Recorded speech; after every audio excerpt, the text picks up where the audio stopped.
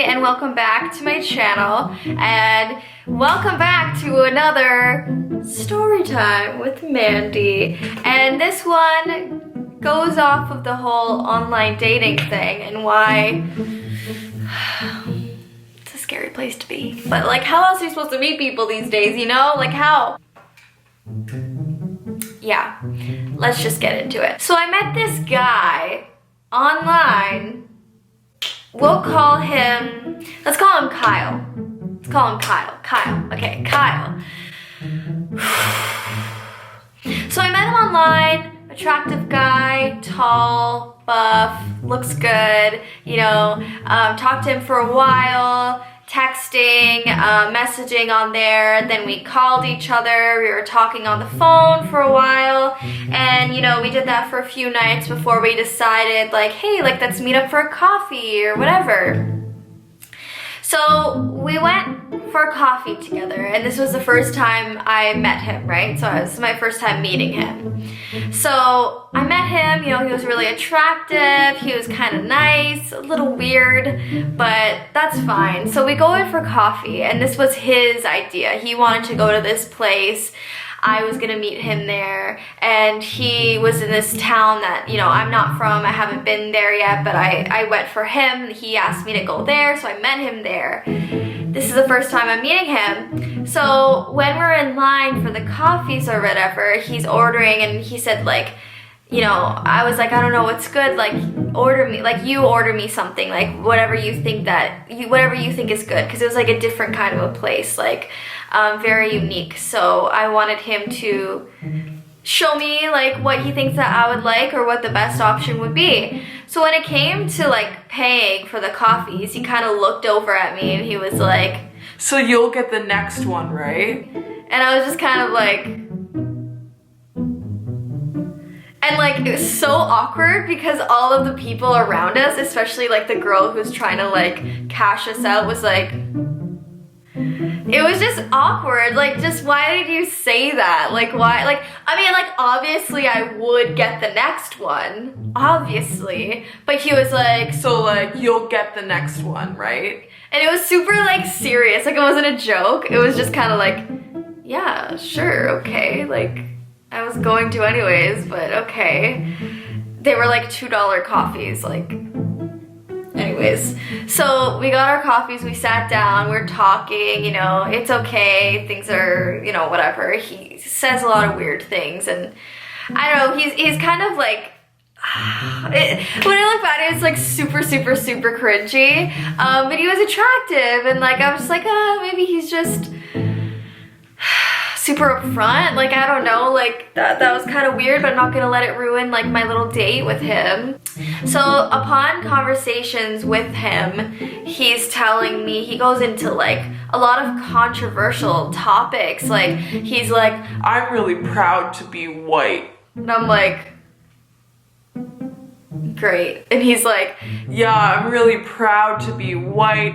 I don't believe in white privilege. I don't think that I should be ashamed of my color. I'm really proud of my color. And like, don't get me wrong. Nobody should be ashamed of their color or their race. Nobody should be ashamed. Everybody should be happy and proud of who they are. But it's just a lot, like, to hear him telling me like he doesn't believe in like racism, and he's proud to be white, and there's no such thing as white privilege, and just all of these things. And I'm kind of sitting there like kind of embarrassed because all these people are sitting around us and he's going on about this stuff, and I'm like, well, like, why is this coming up? Like, why are you like stressed about this? Like, whatever. And he goes on to tell me that his family is full of neo-Nazis and his brother's one, and this is a thing, and I should have stopped right then and there, right? And I thought about it, and I almost did. There's more to the story. So I'm like, and he's like, well, I'm not. Don't worry, like, I'm not. But you know, like, they have some, like, some points, and I'm just like, this is an interesting first date. Let me just say that. It's a lot. So anyways, we went on and like, you know, I didn't talk to him for a few days. He had been messaging me trying to like hang out or whatever, and you know, I was talking to another guy as well at the time. So like there was this like big event that I was supposed to go to, and this other guy was gonna be my date for that because I had asked him prior. And he was gonna go with me to this like this movie premiere thing, and I had already been planning on going, and he was gonna go. He canceled on me last minute, like at the very last minute, and he was my ride. He was my ride there. He was my date. You know, it was downtown Toronto, so like I don't drive downtown. He was gonna drive, and it was all arranged. You know, I had his ticket. You know, I had pre-planned, prepaid, all of that stuff, and I had no one to go with me. So I'm calling my friends frantically. He literally canceled on me like 3 hours before we were supposed to leave. So I'm calling my friends, I'm calling my, you know, family members, asking them if they want to go with me, you know, trying to get a ride because I didn't really want to pay for an Uber all the way there and back because it's expensive. I don't live in Toronto. So I ended up calling Kyle in my desperation, and I'm like, hey, like, sorry, like, this is super last minute, like, do you wanna, you know, be my date to this thing? Because, you know, my date literally just canceled on me like 2 hours ago, and I need a date, and I need somebody to go with me, and I want to go alone, like, it's Toronto. No. And like, you know, over like some discussion, he ended up saying yes. But it was super awkward because he was like, so how much am I like gonna break the bank like going to this thing? Like, how much is it? And like, he was super like cranky about like the money thing, which I got from like, you know, our coffee date. And I'm like, don't worry about it. Like, I'll pay for, you know, like, I'll pay for dinner or whatever, like you're doing something for me. Do you drive to Toronto? Like, can you? And he was like, yeah, I can, but like, I don't really feel like it. Like, that just seems like such a bother or whatever. So I'm just like, okay, I guess like we'll just Uber then. Like, at least like I have the date. I had told people that I was gonna be there and I was committed to it, so I needed to go. So I like needed to go. Thank God I just like found a date so I wouldn't be alone down there, and it would be nice to have somebody there on my side because that's what I intended for. So already he's like complaining about the prices that he doesn't even know what the expenses are or will be. You know, just making all these like complaints about like money and stuff, which is just so unattractive. Like, it just, money is such a cringy discussion and topic, especially when you're dating and like this is your second date and all you've done is complain about money, and it's just not hot. It's not attractive. Anyway, so he came and like we were in the Uber together or whatever, and I'm like, thank you so much for coming, like super last minute, like I really needed a date. My date canceled on me last minute, like I'm really appreciative. He was like, yeah, like I hope like, you know, I earned brownie points for this, blah blah blah. And I'm definitely like, well, you definitely passed like the test of like being able to depend on you or being able to rely on you kind of thing. And he was like, test? And I was like, yeah, like I feel like I can rely on you or whatever. And he was just like, don't test me. My ex did that to me. Don't test me. I don't like it. And I was like, wait, I was like, wait, are you being serious? Like, is this a joke? Like, is he actually serious? And he was like, don't do that. Don't do that. And I was like, what did I do? Like, this is awkward now. We're in an Uber and he's like seriously like talking down to me about this whole test thing. And I'm like, no, like it was just a joke. Like, it's just a figure of speech, like whatever. And he was like, just don't say that. Don't test me. And I'm like, okay, like crap. Like, it wasn't like anything serious. Anyway, so we get there and the whole time we're watching this movie, he's like talking the entire time, like oh my god, that was such a great shot, oh my gosh, like that didn't make any sense, and he would like laugh out loud and like comment on each and everything, and I could see like people are like kind of like looking over at him, like kind of like be quiet kind of thing, and I was just kind of like in my chair like, because he kept like laughing and talking and commenting really obnoxiously and really loudly the whole time, and it was so awkward and it was so embarrassing.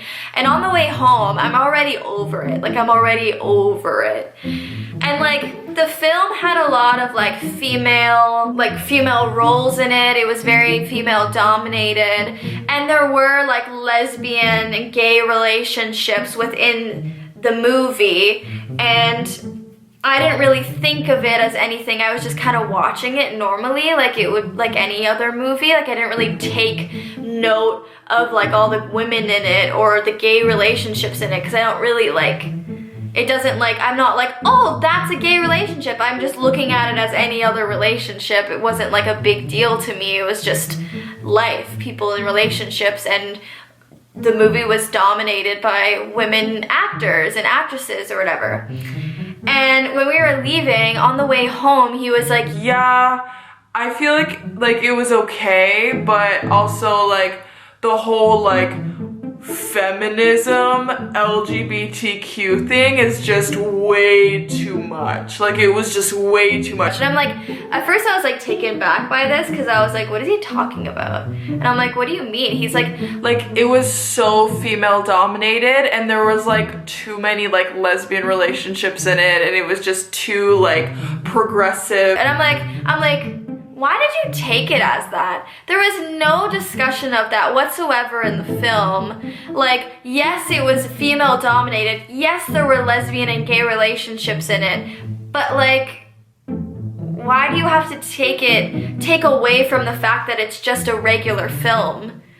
Like, why does it have to, just the way he was saying it sounded really sexist, and it sounded really like homophobic, and like he was, I don't know, it's just the way, like, everybody's entitled to their own opinions or whatever, but the way he was saying it rubbed me the wrong way, more than he was already rubbing me the wrong way to begin with. And it just made me feel really uncomfortable, because it's like, dude, like, this is our second date, and you have way too many opinions. Like, you have way too many, like, strong opinions about controversial things, and like, that's okay, and I'm into that, and we can discuss it and debate, but like, not on our second date. And like, meanwhile, his family is full of neo-Nazis. Like, it just wasn't, I wasn't having it. Not to mention, when he came over before we like went on this date thing, and like Dozer and Winnie came to see him, he was super like, don't let them touch me, don't let them lick me, like, I don't like dogs, blah, blah, blah. So it was just like, whatever, it's never gonna work out anyways. He doesn't like dogs. It's not gonna work out. But anyways, yeah, I kind of just ghosted him. I kind of feel bad. No, you know what? Actually, I didn't. I just told him that I wasn't into it, you know, like, thank you for coming. I paid for everything. He didn't pay for anything. He didn't even offer, like, I paid for the Uber there and back, dinner, drinks, everything. Yeah, I literally paid for the Uber there and back, dinner, and then we went to this movie premiere thing. He got his own drink. It didn't ask me if I wanted anything or...